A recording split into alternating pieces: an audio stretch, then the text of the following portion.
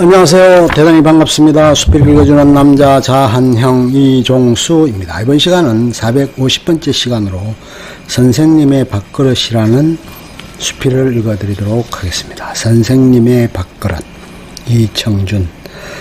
37년 전의 반담임 선생님을 모신 저녁 회식 자리는 이날의 주빈이신 노진 선생님의 옛 기벽에 대한 추억으로 처음엔 그 분위기가 그저 유쾌하기만 하였다. 노진 선생님은 그러니까 50년대 초중반 전란의 혼란과 궁핍 속에 어렵사리 중학생모를 쓰게 된 우리 중학교 1학년 3반 담임 선생님이셨다. 그런데 중학교 초년 시절 그 남녘 도시의 노진 선생님은 새 교풍과 학과목 근엄한 표정의 선생님들 앞에 어딘지 기가 조금씩 움츠려던 반 아이들, 특히 이곳저곳 벽지 시골에서 올라와 낯선 도예살이를 가시작한 심약한 지방 출신 아이들을 또래 친구들처럼 즐겁게 잘 보살펴 주신 분이었다.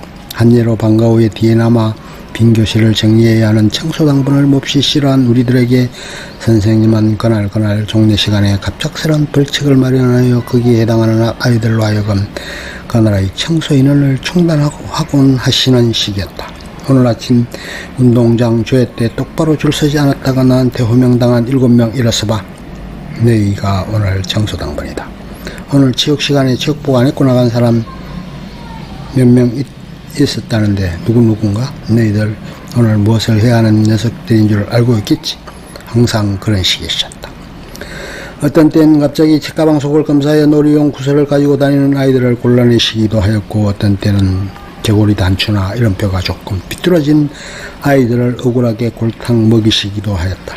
심지어는 선생님이 종례에 들어오시는 걸 모르고 미처 자리에 앉지 못한 아이들의 이름을 줄줄이 불리게 될 때도 있었고, 그게 그날의 청소당번이 될 줄 알고 미리 선수쳐 너희들 오늘 청소당번 하고 말했다고 오히려 선생님의 교편을 모독한 죄나 남의 불행을 악용하려는 죄로 먼저 걸린 아이들을 대신해 엉뚱하게 청소당번을 하게 되는 고역을 떠안게 되는 수도 있었다. 또 책가방 속에 만화책을 숨겼다가 들통이 난 아이는 그 허물로 공부를 소홀히 한 죄, 중학생의 품위를 떨어뜨린 죄, 선생님의 주의를 어긴 죄, 그리고 선생님을 속이려 한 죄다 자신의 제목을 헤아려 보라고 했을 때 선생님의 비상한 눈치와 비행 탐지력을 알아보지 못한 죄를 빠뜨린 허물로 자신이 반성해야 할 죄의 가지수도 다 알지 못한 죄까지 더하여 일주일 동안 연속 벌청소를 선고받은 아이의 경우까지 있었다. 그러나 반 아이들은 언제 어디서 그런 어떤 벌칙으로 그날의 청소당번이 정해지게 될지 몰라 선생님 앞에서 늘 마음을 놓을 수 없었다.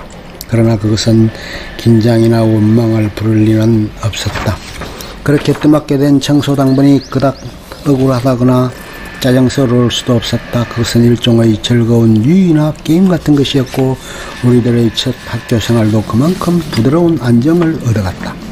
그런데 어느 날 오후 그 노진 선생님이 그간 정년퇴직을 하고 지내시다 이번에 며칠간 서울에 머무르고 계시던 한 옛반 친구의 전화통문이 있었다. 거기다 전에도 가끔 찾아뵌 친구들이 있긴 하지만 이번 기회에 옛반어들이 함께 선생님을 모셔보자는 의견에 따라 서울에 머무르고 있는 옛제자 7, 8명이 모처럼 선생님과 함께 하게 된 자리가 이날의 회식 자리였다. 그러니까 그 시절 그런저런 방관리나 아이들 지도법을 무슨 싱거운 기벽정으로 말하기는 못하지만 어쨌거나 그 같은 선생님에 대한 추억들로 이날 회식 자리는 처음엔 그 분위기가 썩 부드럽고 즐거운 편이었다. 그런 류의 몸자리가 대개는 그런 식이듯 어딘지 좀 싱겁고 어려지기까지 한 느낌마저 없지 않았을 정도였다. 그런데 몇 순배 술잔이 비어지고 주식사가 나왔을 때부터 그런 분위기가 갑자기 달라지기 시작했다. 선생님은 그때 상을 보아주고 나가는 심부름꾼 아이에게 빈 그릇 하나를 더 부탁하여 당신의 밥을 미리 반쯤이나 드러내고 식사를 하셨는데, 그것을 보고 한 친구가 무심히 아는 체를 하고 나선 것은 그 첫 사단이었다. 근력이 썩 좋아 보이시진 못한 편이신데 진지라도 좀 많이 드시지 않으시고요. 전에도 선생님께서는 늘 수저를 드시기 전에 먼저 진지를 많이 드러내시던데 혹시 소식 요법이라도 계속하고 계신 거 아니신지요? 먼저 친구에 이어 그동안 몇 차례 선생님을 찾아뵌 적이 있었다던 다른 한 친구까지 뒷말을 거들고 나서는 소리에 선생님은 처음엔 별로 대수롭지 않은 일처럼 가벼운 웃음기 속에 대답을 대충 얼버무리고 넘어가셨다. 아니 이 나이에 무슨 건강요법은 어쩌다 몸에 익어진 내 젊었을 적부터의 버릇이랄까. 그런데 그 다음에 선생님의 표정이나 말씀이 좀 심상치가 않아 보였다. 문상훈군, 내 자네한테 아직도 할 말이 없네. 그래, 자넨 그동안 큰 어려움 없이 잘 지내왔던가? 제자들의 물음에 왠지 대답을 흐리고 계신 듯 싶던 그 선생님의 눈길이 무심결에 문상훈이라는 한 운쇄사 봉직의 친구에게 흐르시더니 무언지 마음에 혼자 묻어둔 생각이 있으신 듯 그에게 조용히 묻고 계셨다. 그 선생님의 여전한 표정에 분명 이때까지와 유가 다른 어떤 거룩하면서도 새삼스러운 감회의 빛이 어리고 있었다. 더욱이 일견 범연스레 보일 수 있는 그 선생님의 물음 앞에 문상은도 역시 이상하게 얼굴색이 붉어지며 그때의 그답지 않게 목소리가 숙연해지고 있었다. 예, 선생님, 저야말로 그동안 선생님의 연덕으로 자신을 이만큼이나마 이끌어온 것 같습니다. 하지만 전 선생님께서 그때 하신 말씀을 오늘까지 이렇게 잊지 않고 계실 줄은 몰랐습니다. 얼핏 들으면 무슨 선문답 같은 주고받음이었다. 그러나 우리는 이내 그 곡절을 알게 됐다. 동시에 그 옛 시절 선생님이 또 다른 유의성 단속 노름 한 가지를 떠올리고들 있었다. 다름 아니라 그 시절 선생님은 우리들의 점심 도시락 단속에 유난히 더 열을 올리고 계셨다. 거의 종례 시간마다 도시락통을 검사하여 점심을 그런 아이들에게 예의 벌 청소 일을 떠맡겨 버리곤 하셨다. 선생님의 장난기를 띠시며 벌 청소감을 찾아내셨지만 그 어려운 시절 자취방을 얻어 지내는 지방 출신 아이들이나 집안 형편이 어려운 아이들에게는 그것이 여간 힘들고 거북한 부담이 아닐 수 없었다. 어린 시절의 건강을 보살펴 주시려는 선생님의 뜻을 충분히 이해를 하면서도 어쩔 수 없이 점심을 걸고 지내야 하는 몇몇 아이들에겐 그 서글픈 허기 속에 벌청소까지 안겨주는 선생님의 처사가 더없이 비장하고 원망스럽기까지 하였다.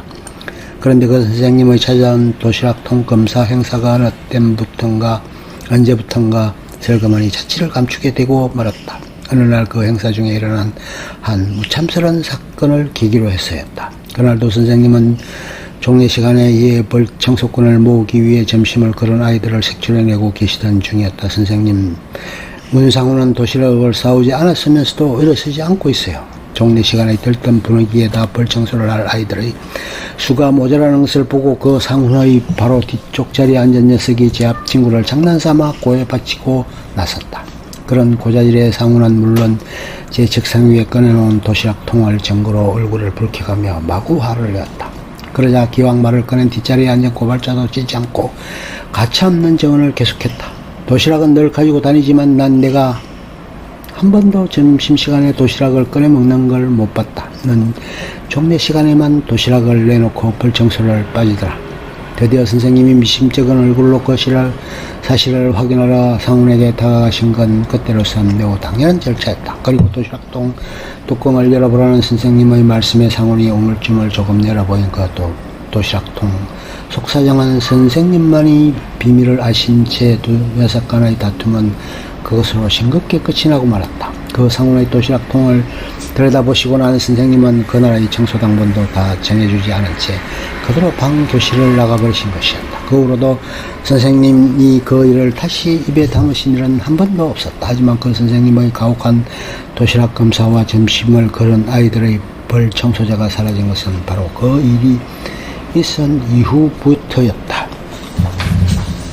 그 후로 그 일을 입에 올리지 않은 것은 우리들 역시 마찬가지였다. 그러나 우리는 말을 하지 않더라도 그 두 녀석 간의 성패나 선생님만이 보고 마신 도시락통 속 비밀을 모를 사람이 없었다. 다만 우리는 그 후 선생님이 상훈을 따로 불러 스스로 은밀히 약속하신 일이 있었던 것을 몰랐을 뿐이다. 이제는 그때 일을 토로나도 큰 허물이 안 될 것 같아 말씀드리겠습니다. 그 며칠 된 선생님께서는 조용히 고무실로 저를 불러 말씀해 주셨지요. 서로가 한동안 아릿한 회상에 젖어 있던 선생님과 반 친구들 앞에 상훈은 이제 모두가 같은 생각이 아니겠나는 듯 거두절미 침묵을 깨고 그때 일을 회상하며 말했다. 이제부터 나는 몇 끼 내 밥그릇의 절반을 들어놓고 먹기로 했다. 비록 너나 내 어려운 이웃들에게 그것을 직접 나눠줄 수는 없더라도 누가 너를 위해 늘 자기 몫의 절반을 나누고 있다는 것을 기억해라. 그 밥그릇의 절반만큼만 마음이 언제고 너의 곁에 함께 하고 있음을 알고 앞으로도 어려움을 잘 이겨나가도록 하여라. 스승님께서는 그 몇 마디 말씀과 함께 제 등을 한번 툭 건드려 주시는 걸로 다시 저를 돌려 보내주셨지요. 그리고는 다신 그 일을 아는 척 않으셨고요. 하지만 전 그 후로 언제나 어디서나 그 선생님의 절반 몫의 양식을 제 곁에 가까이 느끼며 지내왔습니다. 그리고 선생님의 사랑과 언덕은 저뿐만 아니라 여기 우리들 모두가 그간 알게 모르게 함께 누려왔던 것으로 믿고 있고요. 하지만 전 선생님께서 그때 일을 잊지 않으시고 지금까지도 늘 그렇게 지내오고 계실 줄은 정말 몰랐습니다. 바로 선생님의 그 들어놓기 버릇의 내력이었다. 말할 것도 없이 그건 어쩜 소식 건강요법이나 어쩌다 몸에 익힌 당신의 버릇이기보다는 너무도 벅차고 뜨겁고 자유로운 은혜의 사연이었다. 신겨울 만큼 유쾌하기만 하던 회식 분위기에 새삼스레 숙연한 감동이 깃들었을 것은 당연한 그 노릇이었다. 그러나 선생님은 그것이 외려 더 불편하고 쑥스러우신 듯 어정쩡한 어조로 그 이야기의 뒤끝을 맺고 계셨다. 그야 내 딴엔 제법 생각이 없었던 것은 아니었지만 아직 너무 세상사를 몰랐었다 할까? 그런 일을 당하고 보니 내 자신이 너무 쓰리고 모자라 보이기만 하더구만. 그래, 무슨 교육자랍시고 제 쓰리건 생각을 남에게 강요하기보다 우선 내 가진 몫부터 절반만큼씩 줄여 나눠 가져보자 하는 생각에서였을 뿐인데 그것을 그렇게 크게 받아들여 주었다니 내가 외려 고맙고 민망스러워 지내거려.